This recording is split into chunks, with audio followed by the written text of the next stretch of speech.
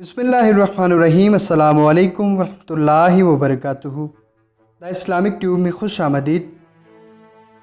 नाज़रीन, वाक़या करबला में इज़ाब इलाही बदबख्तों से दूर नहीं रहा, बल्कि खुल के अल्लाह तबारक व तआला की तरफ से इन्हें निशानियाँ दिखाई गईं कि वो आप सल्लल्लाहु ताला अलैहि वसल्लम की आल औलाद के साथ ममंदाना रवैया रखने और उन पर जुल्म व सितम करने से बाज आ जाएं।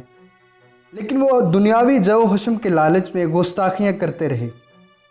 अल्लाह तबारक व तआला ने अपने बंदू को ये इजाज़त फ़जीलत अता फ़रमाया है कि उनकी ज़ाती कमाल के अशिया भी पाक होती और इनमें फ़्यूज़ व बरक़ात भी शामिल हो जाते, जबकि कोई फासिक इनको इस्तेमाल करना चाहता तो इनमें कराहत पैदा हो जाती और वह इसको इस्तेमाल ना कर पाता। इमाम इब्न हजर अस्क़लानी रहमतुल्लाह अलैह ने किताब तहज़ीब व तहज़ीब में सैयदना इमाम हुसैन की शहादत के दिन का वाक़या नकल फ़रमाया है कि यज़ीदों ने आपको शहीद करके आपके लश्कर से एक ऊँट को पकड़ा और जश्न के तौर पर इसे ज़िबह करके पकाया। फिर जब वो इसको खाने लगे तो गोश्त जमे हुए खून की मानिंद हो गया और वो इसको खा ना सके, चबा ना सके। सोचने और समझने की बातें हैं कि वाक़या करबला में यज़ीदी लश्कर रहमत का तलबगार क्यों नहीं रहा था, क्यों वो ये सब कुछ करता चला जा रहा था जिससे उसने सारी मुस्लिम उम्मा को अपने लिए बद्दुआएँ देने के लिए तैयार कर लिया।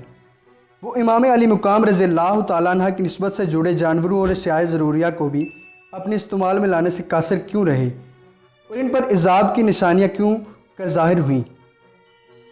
दुनियावी तमाम अंधे और फासिक लोग दरअसल इन नेमतों के हकदार नहीं होते और ऐसे इंसान के लिए इबरत का निशान थे जो आले मोहम्मद सल्लल्लाहु ताला अलैहि वसल्लम पर जुल्म करेगा वो आखिरत में जहन्नम की आग में जलेगा ही, दुनिया में भी उसको सज़ा मिलेगी और सारी ज़िंदगी उसको दुनिया और आखिरत में जलील के नाम से याद किया जाएगा।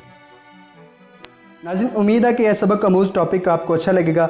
मज़ीद इस्लामिक वीडियोज़ के लिए हमारा चैनल सब्सक्राइब करें और वीडियो को शेयर करना मत भूलिएगा। जज़ाकल्लाह।